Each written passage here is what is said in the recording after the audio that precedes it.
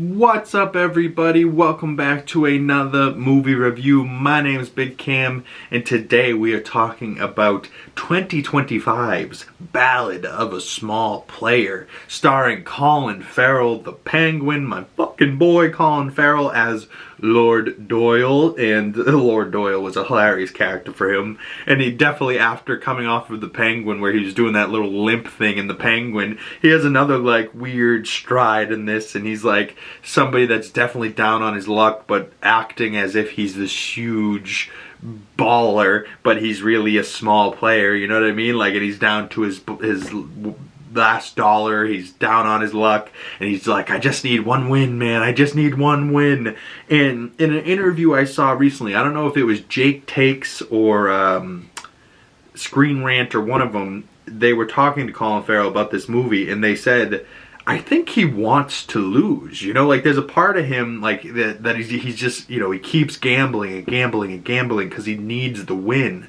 But like, it does seem throughout the movie that there's a little piece of him that's almost hoping for the loss so that he can double down and bet again, you know, like, and continue to play. Because when you win, you're done, you know what I mean? Like, if you're a smart winner, you win and then you get your winnings and you leave.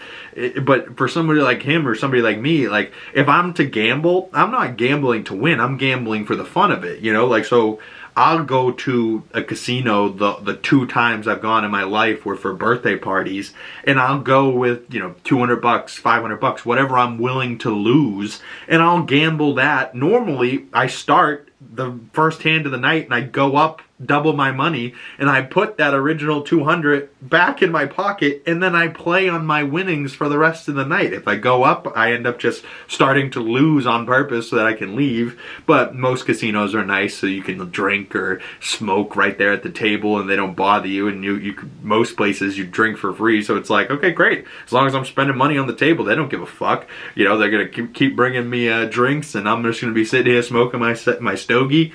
I'm not mad, you know, like, I'm not a huge gambler, so I don't go to those casinos as much as I would maybe want to, I guess. I guess I don't want to, so that's why I don't go. But, like, you know, there's definitely people around me, like Encore in Boston just opened, and it's like, you know, probably less than 20 minutes away at this point, and part of me would rather still go to Twin Rivers down in, like, Rhode Island than go to Encore, just because it's, like, now a local towny spot. It's like, it's in Everett, I know the type of people that are going there. It's not my vibe. But, like, this movie shot in Macau, which was pretty much like the Vegas of, like, China, I think.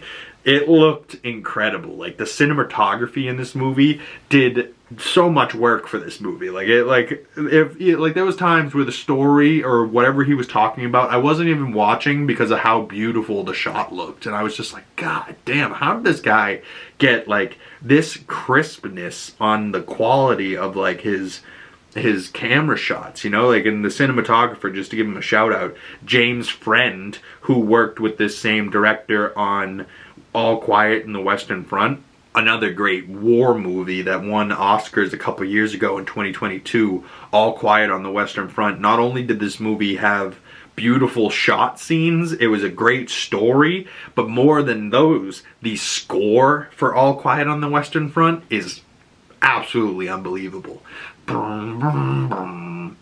Boom, boom, boom. I haven't watched that movie in 3 years, and if you guys know me from the channel, I've watched hundreds of movies. Like, we're talking at least 500-600 movies in between 2022 and now, and yet that movie, I still remember the score. That's how you know it's good. If you remember things from a movie that you've seen years ago, that's how you know you either liked it or it was damn good. Damn good movie. I'm not even that big into war movies, but Edward Berger really crushed it on All Quiet on the Western Front. He also did last year's Conclave, which was a big movie, and then this year the Pope died and they had a conclave, which was crazy. I was like, wow, aptly timed for that movie, huh? And I wasn't a huge fan of Conclave, but it was pretty good for what it is, you know? But the cast in this, like, wasn't very big. It was Lord Doyle, Colin Farrell, Dao Ming, oh, the little love story between him and Dao Ming crushed me. But Fala Chen played Dao Ming, and I thought she was beautiful. Tilda Swinton's in here for a moment, and I love that they ended up getting their dance at the very, very end of the movie in the credits. You know, it's even after like the movie ends, it's in the credits they get to dance, and I was like, oh, they got their moment. That's nice. And just like Colin Farrell and Tilda Swinton dancing around in this like stage with like the lights going crazy, I was like, oh, they should have included that in the movie. Because there's probably people that got up and immediately walked out and missed that part, you know what I mean? DEANIE Ip, I think is her name, the grandma, she was so funny in this. And then other than that, it's not a whole lot of people. Maybe like another big gambler that's towards the end of the movie played by Alex Jennings. And other than that, it's just like casino managers and people that like servers at tables. Like it wasn't really big characters that had lines or like named characters, you know what I mean? Like really, like I wouldn't be surprised if this movie got made for $8 million, right? And they gave Colin Farrell $2 million to do the role. They gave Tilda Swinton $500,000 to just show up for the couple scenes she's in and dance with Colin Farrell, and then the rest of the money was just like to buy the locations and pay the crew, you know what I mean? And like just to like be able to shoot in Macau the way that they did, and just like beautiful cinematography, the lighting and cinematography in this movie, and just like the quality and crispness of the shots. I really can't get over how beautiful this movie was. Like some of the shots in this absolutely blew me away. But at the same time, the performance by Colin Farrell, like some people might be completely bored out of their minds with this film, be like, what is this about?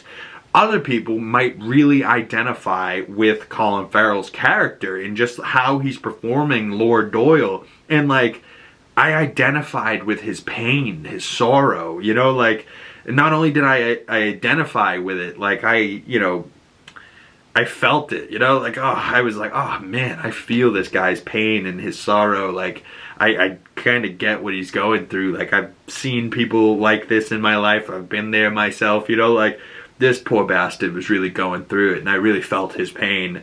But, you know, overall, it's a pretty damn good movie, you know, and the way that it looked really blew me away. And if you're like a true movie person, you might really like this. But if you don't really like dramas and you don't like slow, thoughtful movies, this might not be for you. Like if you're an action comedy guy, you know, stick in your lane. You know, I love those too, but I'm also somebody that likes to sit down and be like, what the fuck is this movie about? You know what I mean? And I sit there with a joint or something and just think about this movie for 2 hours, and then after it, for 2 more hours after I finish, I'm still sitting there going, huh, why is this affecting me? You know what I mean? That type of thing. If you're somebody that's thoughtful and you overthink like me, comment below your thoughts on this movie. I'd love to hear your Colin Farrell thoughts on Lord Doyle. And some of this movie had like so funny, you know, like his little yellow gloves, like, and it was like a serious thing. Like they didn't make it a joke, but I still was laughing at certain parts. Like, look at his little gloves and the way that he's like folding the card to look at it. I think he's playing Baccarat or whatever, and he's like folding the card, and I'm like, that poor card is just destroyed. Like just folded that thing in half and creased the hell out of it. But you know, that's what gamblers do, right? They have their little superstitions. He can't touch the gloves with his own hands. He needs the gloves to touch the cards. Like, what the fuck?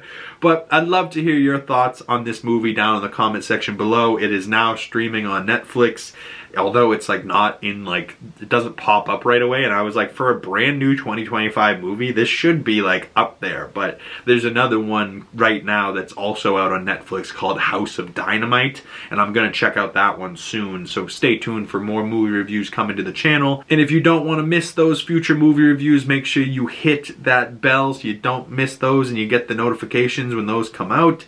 Once again, my name's Big Cam. If you'd like to follow my other social medias, links for those down in the description below. And if you've made it this far in the video and you would like to support the channel, the best way to do that is liking this video, commenting down in the comment section below, subscribing if you haven't already, and hitting that bell so you don't miss future videos. Once again, my name's Big Cam. Thank you guys so much. It really means the world to me if you made it this far in the video. And I love you, and I will see you beautiful people in the next one. Peace!